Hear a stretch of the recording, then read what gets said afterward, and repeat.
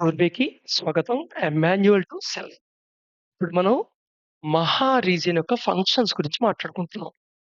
ఈ ఫంక్షన్స్ కరెక్ట్‌గా అర్థం చేసుకోగలిగితే ఎగ్జిస్టెన్స్ ఒక గేమ్ అర్థమవుతుంది. గేమ్ యొక్క రూల్స్ అర్థమవుతాయి.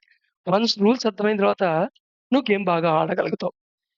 రూల్సే అవేర్‌నెస్ లేకుండా నువ్వు గేమ్ ఆడుతున్నావనుకో, అది ఆల్‌మోస్ట్ ఎలాంటి ఎక్స్‌పీరియన్స్‌కి ఈక్వలు మాన్యువల్ తెలియకుండా ఒక ఇన్‌స్ట్రుమెంట్‌ని వాడుతున్నట్టు. ఎలా వాడాలో తెలియకుండా, ఏ స్విచ్‌ని నొక్కాలో తెలియకుండా, ఏది కమాండ్ ఇవ్వాలో తెలియకుండా ఒక కంప్యూటర్‌ని వాడుతుంటే ఎలా ఉంటుంది? ఫంక్షన్ చేస్తుందా? ఏ కీబోర్డ్ పెడితే ఆ కీ నొక్కేసింటే ఫంక్షన్ చేస్తుందా? చేయదు. సో, అలాగమాట. ఇప్పుడు అందుకని మహా యొక్క మనం ఫంక్షనాలిటీలు అర్థం చేసుకుంటున్నాం. It encompasses functions as well as the rules of the game of existence. Which is playing by divine fragment or self. Actually మనం అది.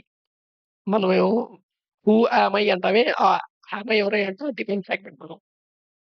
You are a part and part of universe. సత్యం యొక్క పార్ట్ మనం. ఇదే మనం అందరిలోనూ భగవంతుడున్నాడు అనే మాటలు వింటూ ఉంటాం మాట. So, function of ring pass not. Function of ring pass not. రెండో ఫంక్షన్ ఏమిటయ్యా అంటే, మొదటి ఫంక్షన్ తెలుసుకున్నాం గదా! ఒకటేంటంటే డివైన్ ఫ్రాగ్మెంట్ ఇన్ నాదర్ స్టేట్‌కి తిరిగేదాకా దానికి అలవెన్స్ ఇవ్వదు బ్యాకెళ్ళటానికి మళ్ళా సోర్స్‌లోకెళ్ళటానికి. రెండోది ring pass not function create such a paralysing pressure on the divine fragment when descending through it for first time from creation to existence.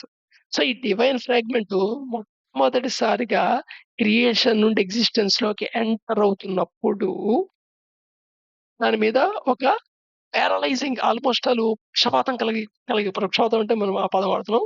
So, దాన్ని అసలు ఏ ఫంక్షన్ చేయలేని పక్షపాతం అంటే ఏమిటి? సెన్సెస్ ఉండదు. పక్షపాతం అంటే ఏంటి?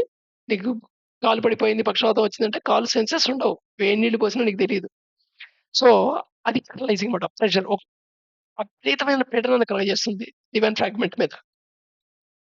అయితే ఇక్కడ ఫస్ట్ టైము క్రియేషన్ నుండి ఎగ్జిస్టెన్స్‌లోకి డివైన్ ఫ్రాగ్మెంట్ ప్రయత్నించడం అనేది ఒక హిపోథెటికల్ కన్సిడరేషన్ మనది. ఎందుకంటే క్రియేషన్ నుండి ఎగ్జిస్టెన్స్ ఏర్పడటం, ఇది ఇన్వల్యూషన్ చెందటం, మళ్ళీ ఎవల్యూషన్ చెందటం పూర్తవ్వంగానే అది మళ్ళా క్రియేషన్‌లో మిళితమైపోవటం.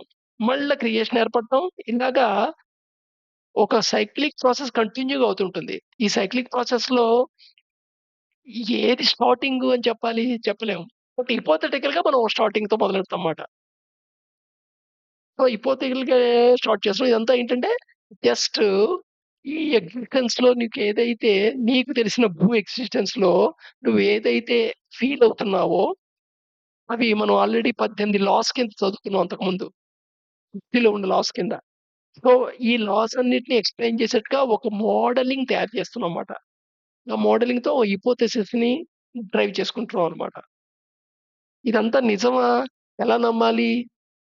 జస్ట్ ఇదొక మ్యాప్ కింద తీసుకోండి. ఫర్ ఎగ్జాంపుల్ ఒక మ్యాప్‌లో ఢిల్లీని చూపించి, ఆ ఢిల్లీలో సఫ్దర్జంగ్ మార్గ్‌లో ఒక బిల్డింగ్ ఉంటుంది. అది ఇలా ఉంటుంది అని చెప్పాననుకుందాం సపోజ్. నేను చూసి చెప్పాననుకుందాం. నువ్వు చూడనంత వరకు అది నీకేంటి స్టోరీ. నీ ఇమాజిన్‌లో నేను చెప్పిన దాన్ని బట్టి ఏదో కొంత ఇమాజిన్ చేసుకొని ఉండొచ్చు. అది నీ ఇమాజిన్ తప్ప రియాలిటీ కాదు. ఎప్పుడు నీకది ఎక్స్‌పీరియన్స్ రియాలిటీ అవుతుంది? నువ్వు ఢిల్లీకెళ్ళి ఆ సఫ్దర్జంగ్ రోడ్డుకెళ్ళి ఆ బిల్డింగ్‌ని నువ్వు కళ్ళారా చూసినప్పుడే. ఇక్కడ కూర్చొని నువ్వు చెప్పింది తప్పు అనేది ఇక్కడ కూర్చొని నువ్వు చెప్పింది కరెక్టే. 2 బిలీఫ్సే. 2 ఓ రకం నమ్మకాలే. ఒక నమ్మకమేమో అలైన్ అవుతోంది. నేను చెప్పిన దాంతో. ఇంకో నమ్మేమో అలైన్ కావట్లేదు. ఎప్పుడు తెలుస్తుంది? అది ప్రాక్టికల్‌గా చేసినప్పుడే. నువ్వు ఢిల్లీకెళ్ళాలంటే ఇక్కడ కూర్చుంటే అవ్వదు కదా! నువ్వు ఢిల్లీకి వెళ్ళాలంటే ఏదో ఒక సూటబుల్ వాహనం తీసుకోవాలి. నీ యొక్క కేపబిలిటీ అండ్ కాంపిటెన్సీ బట్టి అక్కడికి వెళ్ళాలి. ఆ పాయింట్‌కెళ్ళాలి. విజువలైజ్ చేయాలి. సో, ఎక్స్‌పీరియన్స్ అవ్వాలంటే ఖచ్చితంగా అది రీచ్ అవ్వాలి. సో, అలా రీచ్ అవ్వాలి అంటే, ఈ ఎగ్జిస్టెన్స్ మొత్తం స్టడీ అవ్వాలి. నీకు ఎక్స్‌పీరియన్స్ అవ్వాలి. బియాండ్ ఎగ్జిస్టెన్స్ ఎక్స్‌పీరియన్స్ అవ్వాలి. ఇదంతా అవ్వాలంటే ఇట్ ఈస్ ఆల్సో రిక్వైర్డ్ సాధన. సాధనం కావాలి కదా! ఒక ఇన్‌స్ట్రుమెంట్ లేకుండా. నీకు ఏ ఇన్‌స్ట్రుమెంట్ ఉందో దాంతో వర్క్ చేయగలవు గానీ, నీకు లేని ఇన్‌స్ట్రుమెంట్స్‌తో నువ్వు వర్క్ చేయలేవు కదా! నీకు తెలిసి నీకున్న ఇన్‌స్ట్రుమెంట్స్ ఏమిటి? నీ మైండ్, నీ బాడీ, నీ సెన్సెస్. సో, నువ్వు కాగ్నైజ్ అయ్యేదాకా దీన్ని తప్పు అనలేవు, రైట్ అనలేవు. అందుకని నేను మోడలింగ్ అని చెప్పానన్నమాట. Right. So, to create such a ఇది ఒక రెండో ఫంక్షనాలిటీ థింక్ పాస్వర్డ్ మాది ప్యారలైజింగ్ ప్రెషర్‌ని క్రియేట్ చేస్తుందన్నమాట. But their original state and source recedes from their consciousness or sometime. ఏంటి ప్రెషర్ వల్ల ఏమవుతుంది? దాని ఒరిజినల్ స్టేట్ అంటే నేను డివైన్ ఫ్రాగ్మెంట్ దానికొక స్టేట్ ఏదో ఉందిగా దానికి ఆల్రెడీ ఆహ్, ఆహ్, ఒక రీజియన్ జనహ రీజియన్‌లో తన ఆరిజిన్, తన హోమ్ అది. దాని యొక్క నేచరు దానికి తెలిసి ఉంటుంది. దాని ఒరిజినల్ స్టేట్ ఏమిటనేది. అలాగే ఏ సోర్స్ నుండి వచ్చానో దానికి తెలిసే ఉంటుంది ఆల్రెడీ. ఆల్ నోయింగ్ కాబట్టి అది. అది రిసీడ్ అవుతుందన్నమాట. దాని కాన్షియస్‌నెస్ నుండి తప్పుకుంటుంది. ఎంత for certain time, for some time మహారీజన్ క్రాస్ అయ్యే లోపలే. And they now as individuals. ఎప్పుడైతే మహారీజన్ క్రాస్ అవుతుందో, ఆ టైంలో అది ఇండివిడ్యువల్ కింద అయిపోతుంది. ఎందుకని ఇండివిడ్యువల్ కింద అవుతుందంటే, అది ఎక్స్‌పీరియన్స్ అవ్వటానికి దానికి ఒక క్యాజువల్ బాడీని ప్రదానం చేయటం జరుగుతుంది. కాజువల్ బాడీ, కారణ శరీరం. సో, ఈ కారణ శరీరం ఎప్పుడైతే ప్రదానం చేయబడిందో, కారణ శరీరం అండ్ దాంతో అసోసియేట్ అయిన ఒక థింకింగ్ ఇన్‌స్ట్రుమెంట్. ఏమిటో థింకింగ్ ఇన్‌స్ట్రుమెంట్ బుద్ధి. ఎప్పుడైతే ఈ బుద్ధి, కారణ శరీరం దా దానికి ప్రదానం చేయబడుతుందో, ఎందుకు ప్రదానం చేయబడ్డాయి? ఆ 2 ఇన్‌స్ట్రుమెంట్స్ ద్వారానే అవి ఈ ఫస్ట్ ఎక్సిస్టెన్స్‌లో ఉండే సుహని కాగ్నైజ్ చేయగలవు, ఎక్స్‌పీరియన్స్ కాగలవు. ఎందుకొచ్చింది గివెన్ ఫ్రాగ్మెంట్ ఎక్సిస్టెన్స్‌లోకి? ఎక్స్‌పీరియన్స్ అవ్వటానికే. సో, ఈ ఈ ఈ ప్రాసెస్‌లో యూనివర్సల్ డివైన్ మైండు ఈ థింకింగ్ ఇన్‌స్ట్రుమెంట్ గుండా, ఈ బుద్ధి గుండా పాస్ అవ్వటం వల్ల అవి ఆ స్టేట్‌లో ఐడెంటిటీ ఫీల్ అవుతాయి. నేను ఇది. అంతకుముందు అవేమిటి డివైన్ ఫ్రాగ్మెంట్స్. వాటి ఎక్కడి నుండొచ్చిందో వాటి హోమ్ తెలుసు. ఎప్పుడైతే ఈ నమ్‌నెస్ క్రియేట్ అయిందో అవి తను డివైన్ ఫ్రాగ్మెంట్ అనే విషయం మర్చిపోతాయి. రిసీడ్ అవుతుంది. వాటి వాటి యొక్క దాంట్లోంచి కాన్షియస్‌నెస్‌లోంచి బయటికెళ్ళిపోతుంది. సో, దేర్‌ఫోర్ అవి అవి ఏమి ఎక్స్‌పీరియన్స్ అవుతుంటాయి? సువ రీజియన్‌లో ఉన్నది ఎక్స్‌పీరియన్స్ అవుతుంటుంది. సువ రీజియన్‌లో దేని ద్వారా ఎక్స్‌పీరియన్స్ అవుతుంటాయి? కాజువల్ బాడీ ద్వారా, బుద్ధి ద్వారా. సో, బుద్ధి అండ్ కాజువల్ బాడీయే రియాలిటీలా కనబడుతుంది దానికి. ఇప్పుడు నువ్వు కళ్ళతో చూస్తున్నాను అంటావు. నిజంగా నువ్వు కళ్ళతో ఎక్కడ చూస్తున్నావు? కళ్ళనేది ఒక కండ్యూస్. ఒక ఇన్‌స్ట్రుమెంట్ అది. ఒక పార్ట్. నువ్వు చూడటం అనే ప్రక్రియలో అదొక పార్ట్. కాంతి కిరణాలు కంటి గుండా వెళ్లి కంటి లోపల రెటీనా మీద పడి, ఆ రెటీనా మీద ఎలక్ట్రికల్ పల్సెస్ కింద కన్వర్ట్ అయితే, ఆ ఎలక్ట్రికల్ పల్సెస్ న్యూరాన్స్ గుండా ప్రయాణం చేస్తే మెద మెదడులోకెళ్తే, మెదడు నుండి సెన్సెస్ ద్వారా అవి మైండ్‌కెళ్తే, అక్కడ డీకోడింగ్ చేయబడితే, మళ్ళా ఆ ఇన్ఫర్మేషన్ బయటికి అవేర్‌నెస్‌లోకొస్తే, ఆ వస్తువు నీకు కనబడుతోంది.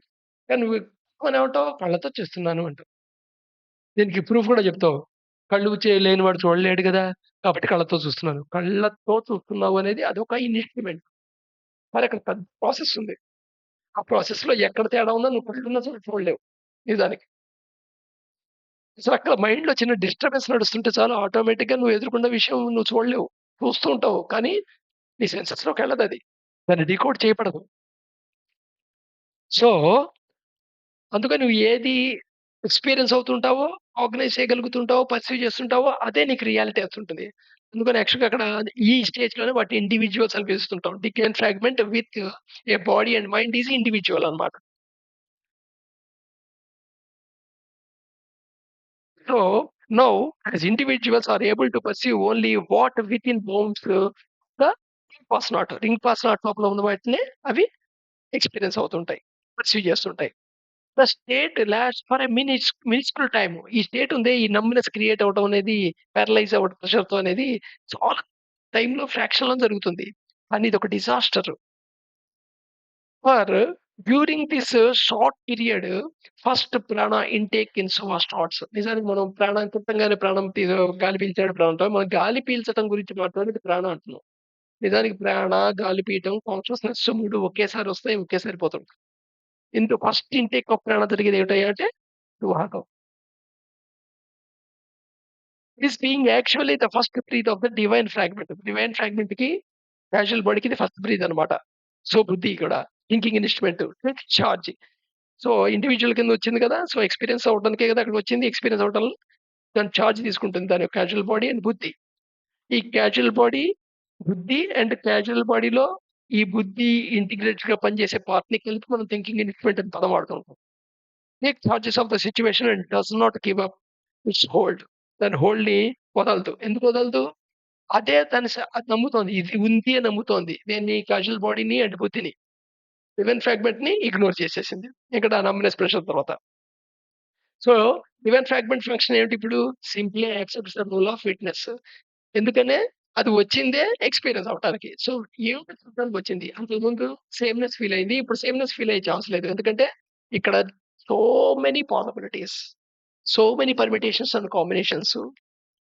Very, very wonderful. సువహా అండ్ వెరీ ఎగ్జూబరెంట్ భువః అండ్ థ్రిల్లింగ్ భూ. రేపు థింక్ పాస్ నాట్ యొక్క నెక్స్ట్ ఫంక్షన్‌కొచ్చి